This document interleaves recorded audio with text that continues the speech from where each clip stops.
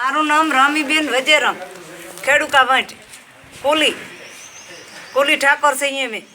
પછી અમે આડીસરથી આવતા હતા, મા દીકરો અમને આડા ફરી આવી અને મારા છોકરાને ધમકાયો એટલે અમે બીક લાગતી હતી તે અમારે જમણવાર વાહમાં હતો તો હું ઉતરી જઈ વાહમાં અને મારા છોકરાને મેં કીધું ભાગી જા પડો બરાબર. તો સાહેબ આવ્યા તે અમને કૂટવા જ મળ્યું, હોક્યું ધોકા દેવા જ મળ્યું. પછી મને પગમાં લાગ્યું ત્યારે હું ચક્કર